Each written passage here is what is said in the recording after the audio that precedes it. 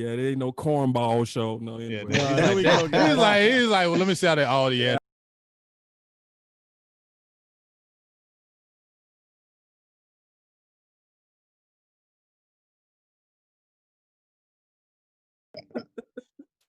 Live with the Nate Boyer joining the show, Boss Cowboy, Big Game James. How you doing, Nate? I'm doing pretty good. How are you guys doing? Awesome, man. Great. Awesome. Doing great. Go ahead, Boss. That's your man. I want to go ahead and just jump in and because I mean I looked into your background. It's amazing. Like we were just saying as we was breaking and getting you back mic'd up right. Is your story itself is so American. So like for anybody to tell the real background story on Kaepernick, is nobody, in my opinion, that's better. I mean, the fact that you served twice, and you came back and had that tenacious American attitude to become a professional football player at ages to where everybody would laugh at you and you accomplished it all. Like literally, like you suppose they got laughed at for trying that. They did. I bet. Yeah, of course. But and then and I love your humility. That's one of the things I love that I was researching you because as you was going through the process and being scouted, you said nothing is entitled. Go ahead. And I'm not owed anything. I gotta earn it all. So but the thing that I noticed is that I think you kind of had a Drew Brees type of moment. Like, because you talked about your initial feelings of the Kaepernick protest, and can you now kind of catch us up to how you, I'm not going to say fully did a 180 because I know your feelings of the flag and the feelings of America didn't change, but what really changed is how you talk with him. Can you catch us up to that story real quick? Yeah, and I'll comment real quick on the Drew Brees thing. That Drew's a super good dude. He does a lot for the community in New Orleans. He's done a lot for the state of Louisiana. He helped secure voting rights for formerly incarcerated people that had met all their parole requirements, because Louisiana was one of the last states that still didn't allow that. If you were a felon in the past, it was like no matter what, you can't vote, and that's wrong. Especially when a lot of these people, they did something when they were young, and and they made mistakes, and we all make mistakes, man. A lot of us just didn't get caught for them.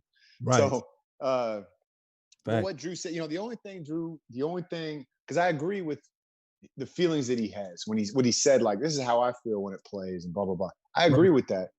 But it was just all he had to do was acknowledge that not everybody feels that, and that's okay too. And like, I play with these guys, he plays with, it's New Orleans. It's a very diverse city. It's probably more black city than his white city. At least it feels like it.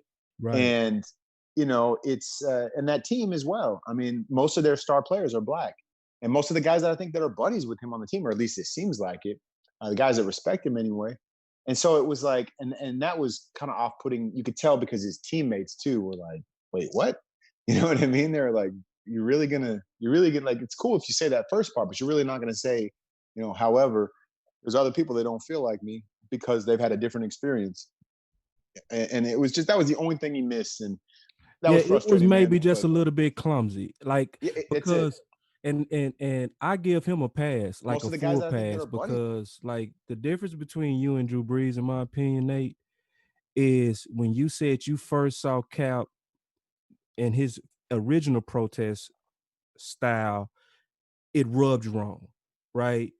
But the difference is you got a chance to talk to him and y'all worked out a compromise, and then y'all started to kind of merge minds, I would say.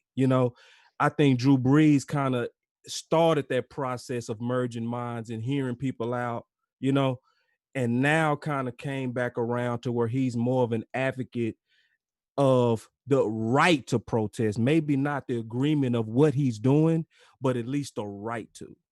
Yeah, it was just tough too, because 4 years ago was when Cap first started kneeling, and a lot of other players, and this conversation really happened. And I know Drew knew all about that, so he knows why.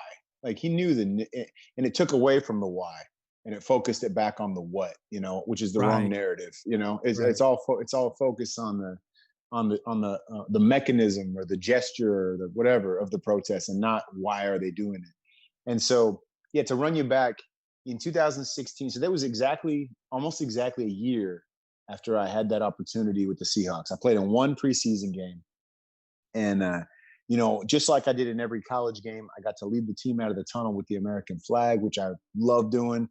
And I was in CenturyLink Field, in Seattle. And even though it was a preseason game, it was a packed house. And we're playing the Broncos. It's Peyton Manning's last year. So I'm warming up before the game next to him. Like like a dream, man. It was a dream, man. And can't imagine. And so then I get on the sidelines. And in college, when the anthem plays, we're in the locker room. The players are still in the locker room. They don't do it with the players on the field. And obviously, as everybody knows now, if you didn't before, in the NFL, players are on the field. And I wasn't even thinking about it. Like all of a sudden the announcer says, because I'm just not used to it. Usually like we run out of the tunnel, then boom, they do the coin toss, we start the game. The announcer says, would everybody please ride as we, honor America with the national anthem or whatever. And I was like, oh, dang. So I'm like looking around the stadium, trying to find the tallest flag in the building, because that's what we're supposed to do, face that one.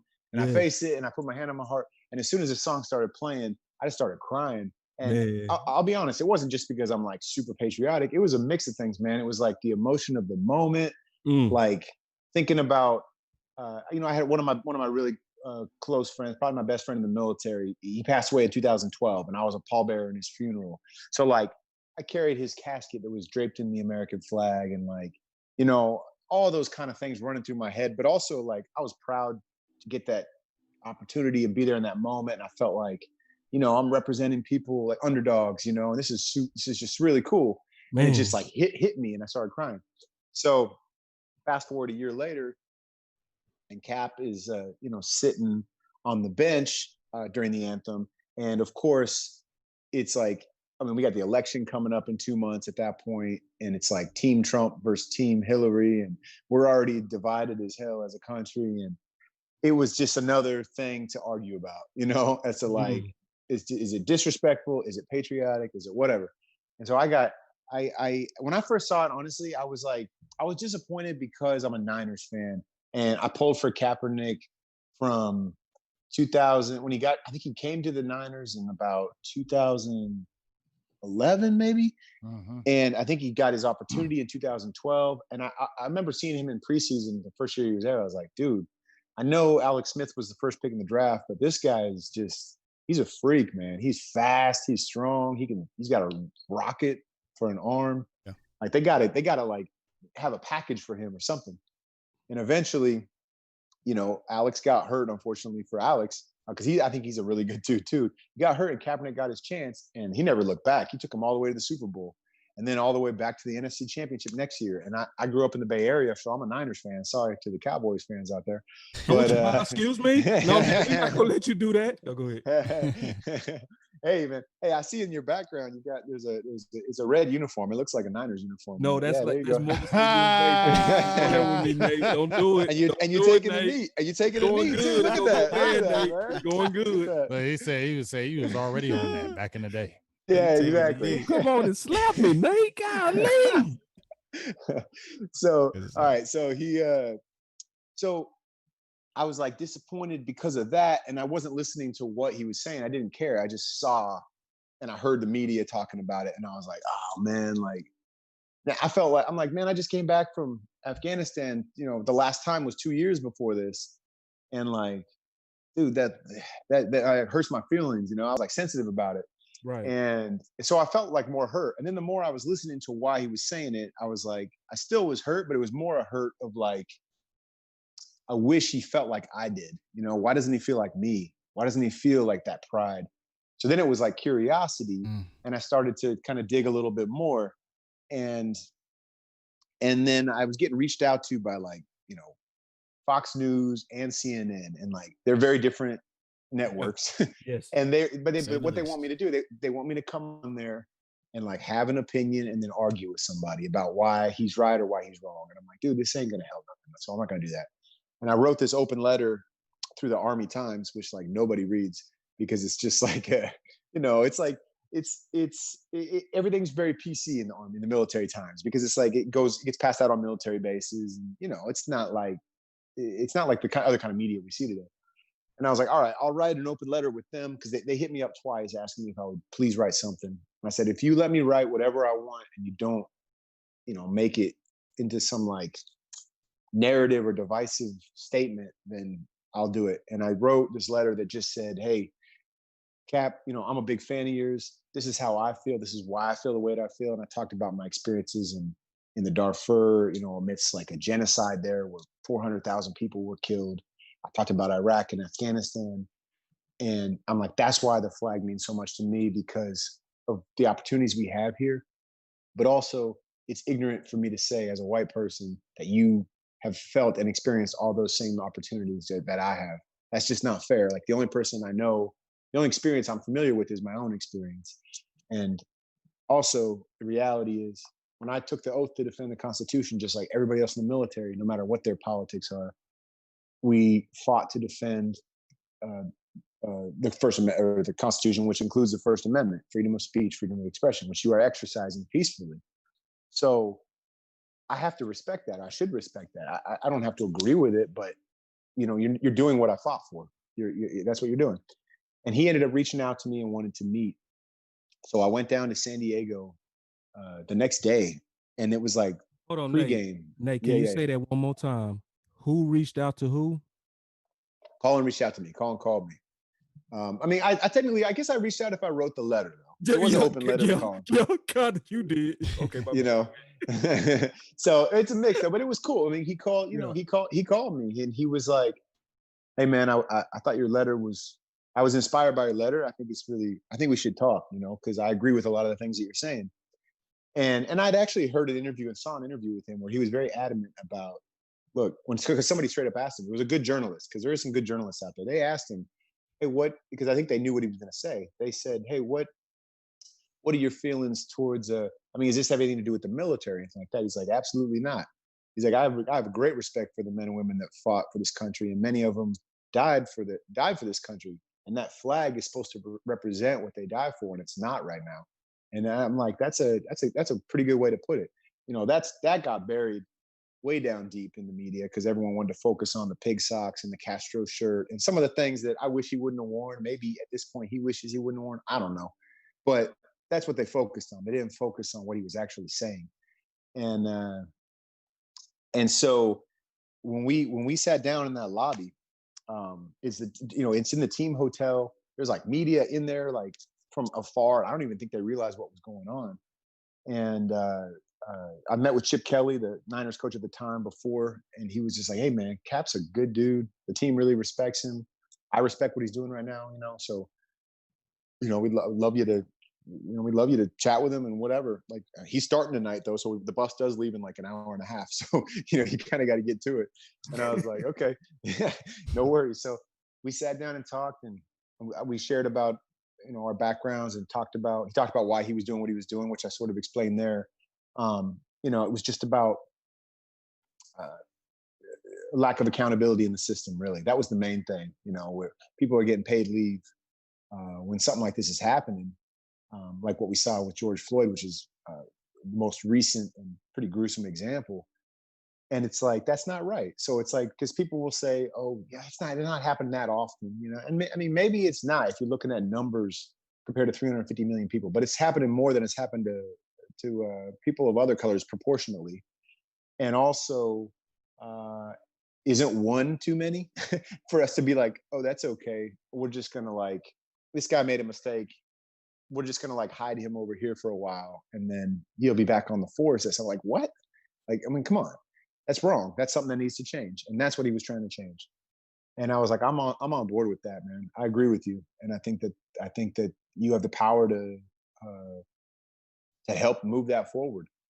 And so then he asked me, do you think there's another way I could protest that's not going to offend people in the military? Wow. And, I straight up told him. That's the keyest thing. I didn't mean to cut you off, big dog. No, you're good. You're good. But that's the keyest thing right there. That if somebody was all about the other, like people try to portray him and try to dog him with, he came to you and said, listen, I don't want to be disrespectful to the military and people like that. What is the best way for me to have a peaceful protest and not be offending people? That should tell you something right there about Kaepernick, that he was still looking to the outside of the whole spectrum of everybody. You feel me? Right. Yeah.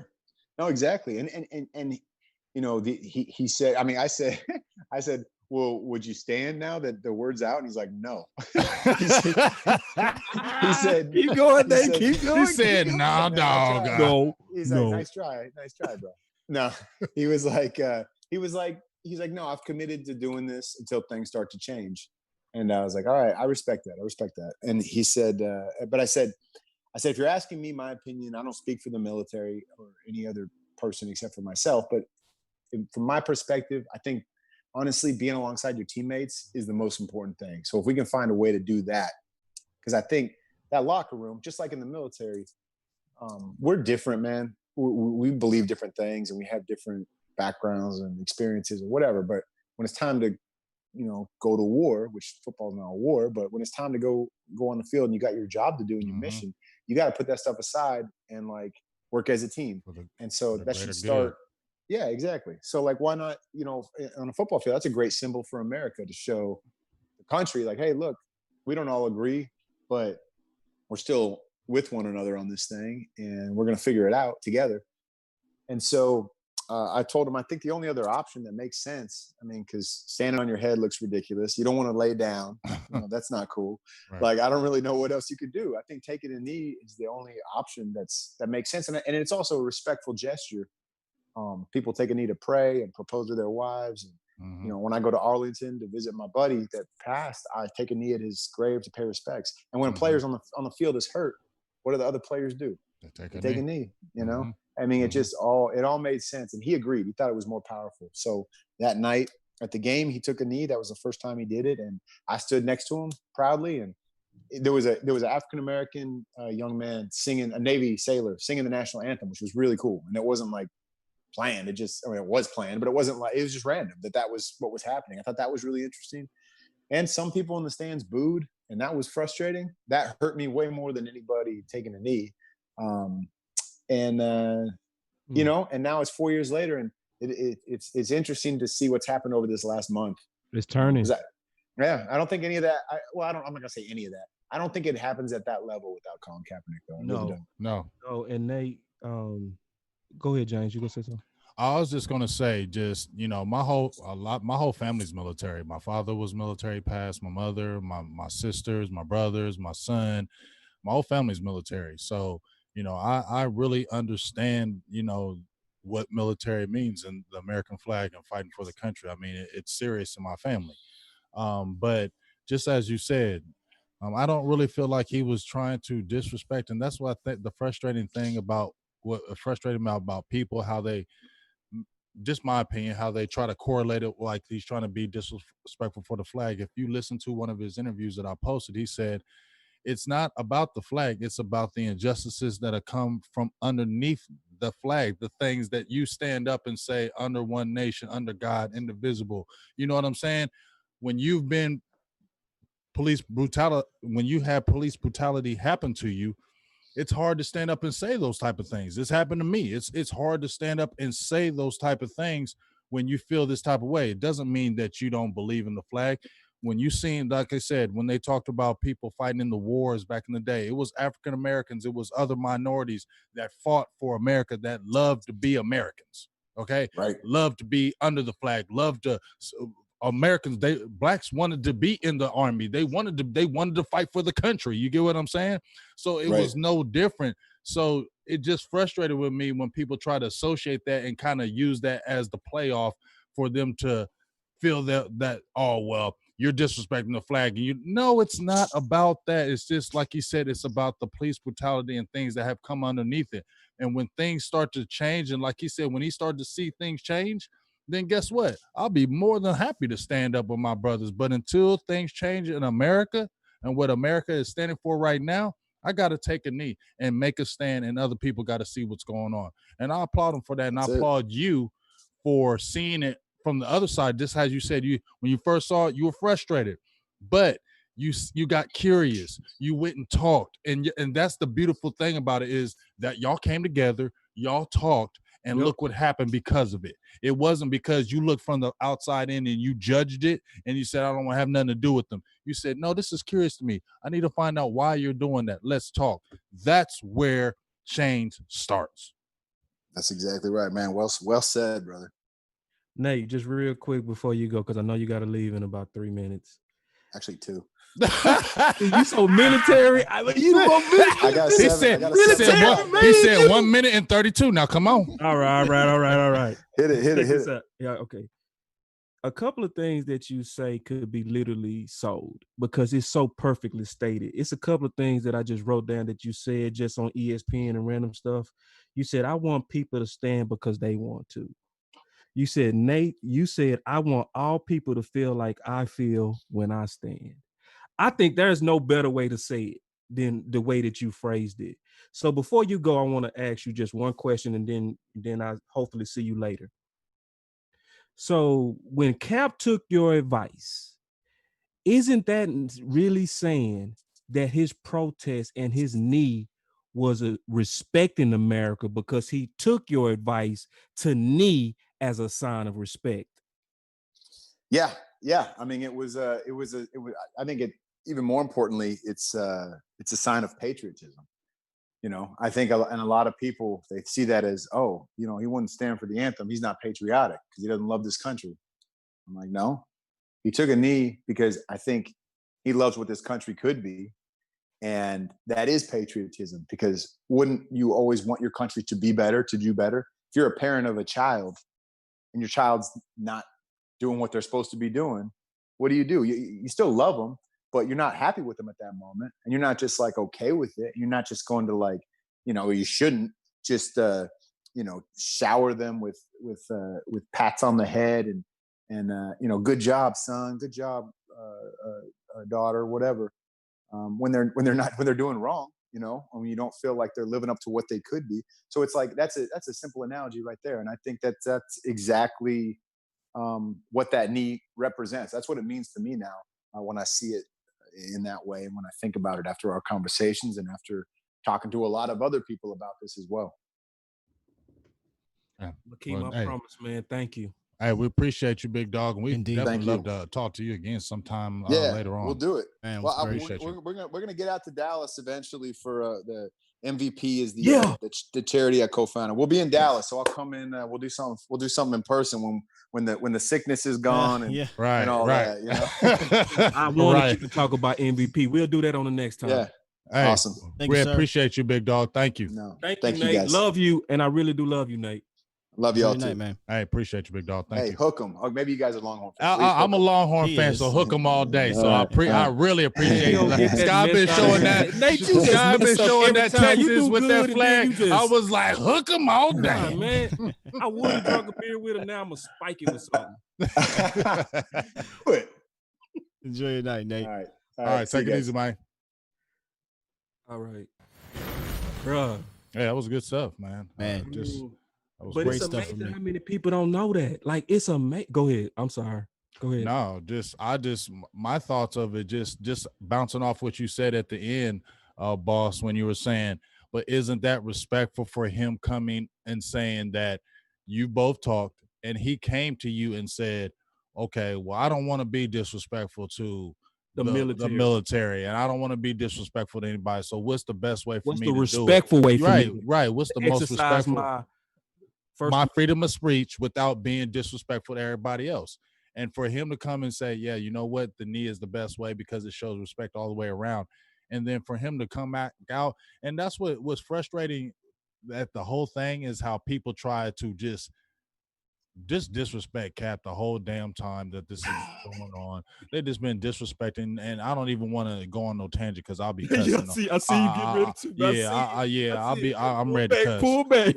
I'm not gonna do it because I'm ready to cuss because it just goes you to show you this frustrating when you hear people, and I don't care if you don't like what I'm saying, get out of here. But it's frustrating when you see people use that, and this man came to a person in the military and said, what's the most respectful thing for me to do? Because I don't want to disrespect nobody. Come on, man. Right. And I want to segue, if that's okay, into solutions. Yeah. Segue. Because like I feel like honestly between us, as three black men, that's I would say some of the best Cowboy podcasters. I definitely believe that about us and others, right?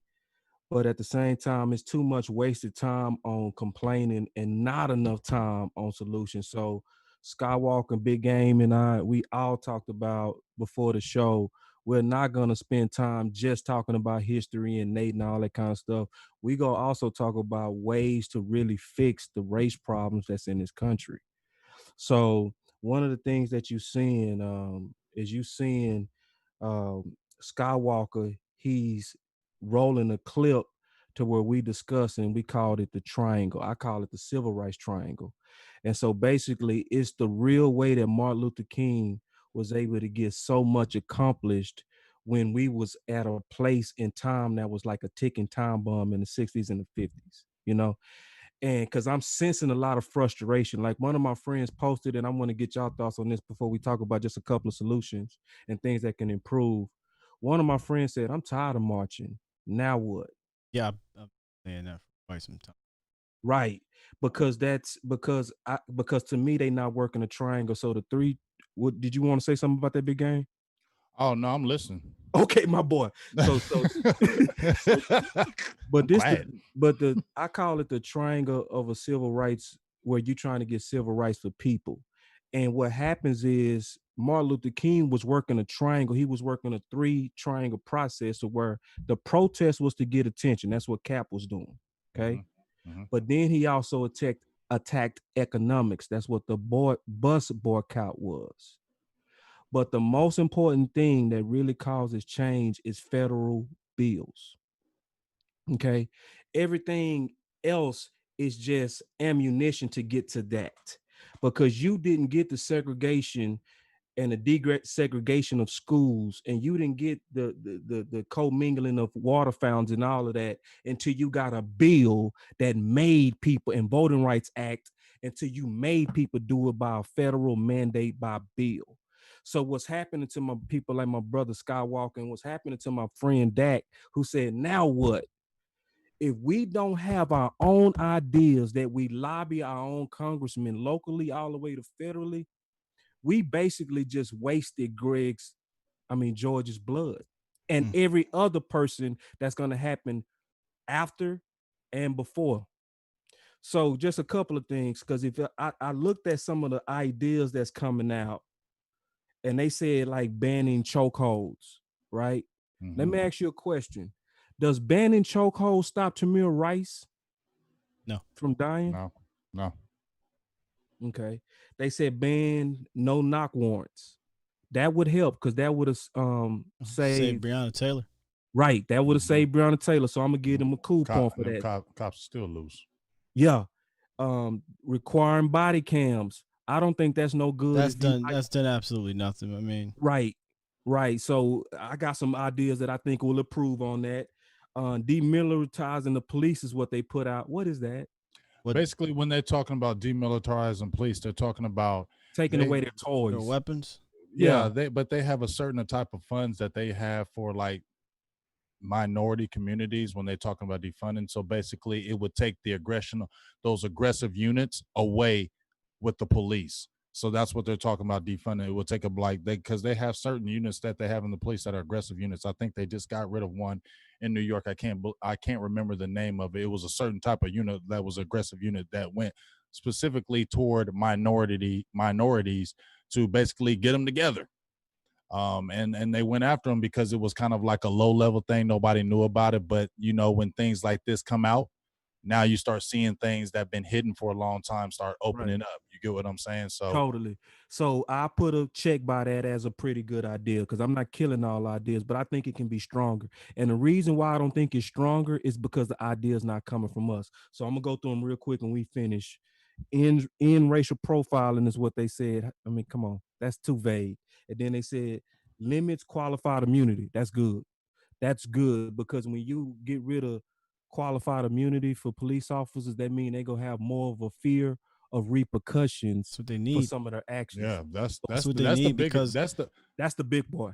Because they I think it's 5 words that the police have that I think saves their asses in these situations. I fear for my life. Right. They need to get rid of that. Right. Because if it was the other way around, if we fear for our lives and we murder a police officer, we in jail for the rest of our lives. Right. And there's tons of hands times down. that we fear for our lives from police officers, and justly. We have the right to, because of how the demeanor is towards us. Now, we don't have enough time because I can go so far in. Yeah, I have so much. I love solutions, man. I hate, for lack of a better words, bitching. I love. Let's talk about how we go fix stuff. I like think, we do that enough. I think it needs to be fixed at the core, at the DNA of the police, because it goes beyond the police, right? We understand, but if we're talking about the police, it needs to go into the training. Because decades and decades ago, they are trained to treat us the way they treat us. Now, did that change a little bit? Most likely. But some of those same people that were young officers are now commissioners and chiefs and sheriffs. And you they know how feel many the same police way. departments it is in America, to your point? Yeah. 18,000. And you got 18,000 different ways of doing stuff, to your point. Like, what is the federal guideline on how to police? Not 18. But you know what else they need to really do, in my opinion, because I've seen it happen in communities already. They need to really do programs where they're really involving the community with the police. They need to figure out ways to do that, because I know when I've been in the hood and police in there are interacting in a positive way, it changes a lot of the views. It really does. I mean, when police are active out there and not just coming out there to bust your head, and not just coming out there to see what you're doing and trying to get you and stuff, or really just coming out there and being involved in the community. You can do programs where you can involve the police with the community, basketball, things with the youth. You can do those type of things that really can bring the community closer. When the police are coming out there, the first thing when you think about police is what? Protect and serve, right? That's what's supposed to be. That's what's supposed to be. Not what I think, but that's what's supposed to be. That's not what I. That's not what. But you know what I mean. That's the thing, that's right? The protect slogan. And serve. Protect and serve. You don't feel protect and serve when police come near you, though, right? You feel the exact opposite. So we got to get to the situation where I really feel like if police, they have, starting from, like Skywalker said and you guys said, starting from the core, starting from within, and then bringing them out into the communities, not just one day. You can bring them out of communities. Yes, you can. You can do functions and things like that. When the communities and the police are getting together like that, I'm telling you, the community changes their thoughts and views and saying, hey, guess what? Because I'm going to tell you right now, I told you, I've been beat up by cops a couple times, and it wasn't my fault. And I had situations where I tried to actually go against them, and things just didn't happen my way. But there's been a lot of times where I've met a police and they've been extra nice to me and been really good to me. And my first thought was, they ain't all bad. That was my first thought. That was my first thought. After getting beat up. My first thought still was, see, they ain't all bad. And that's telling me that I want to like them. I want to like them. I want to be cool with them. But you have a fear, and it's real. And they said it best about America, which I would also then put with police officers. They didn't put in the ability to amend the Constitution unless it needed changing at some point. You see what I'm saying? And that's, to me, what makes us great. Like, some people hate the national anthem because of the part that was taken out. I think that's what makes it good, because we grew to a point where we said, that's wrong. Take that out. That way everybody can enjoy this national anthem. You see what I'm saying? That's a different way to think of it. Now check this out. I want y'all to be a senator and a congressman, and y'all vote on these ideas, and we done. All right. Because I know we left. Go ahead. Yeah. All right. Check this out. Now, my bill says get rid of grand juries for officers, because I see friends judging friends. It need to be fully independent and federalized. Like that. I like that one. I really National like that database of not just acting up, but also about all tickets, all databases about everything that happens, broken down by color, sex, and creed. That would be tough. Now, I'm going to tell you why that's important, because in Ferguson, they found out that the police was abusing minority communities on ticketing. So if you just targeting bad cops, you're not also targeting, in my opinion, bad management from city operations targeting minorities or even whites, poor whites, rich whites. People can be targeted. So if you know, if you have a database of it all, 45 seconds, okay. Street duty for officers, yeah or nay? PTSD We love you. risk. We love y'all. Just remember Termination of officers for blocking cameras. Oh, yes. Oh, I like that one. You got some good shit, boss. Go ahead and be in politics. Federal whistleblower incentives, national medals, and bonuses. Oh, my Well, goodness. damn. That'll bring more people out to come out and actually, say Vote. what's real. Yeah. Advanced mental screening for police officers. I was going to go there that that advanced mental screening. Yes. Yes. Yes. PTSD funding. Again? PTSD funding for police officers. Oh, yes. Yeah. Decriminalization of marijuana. Well,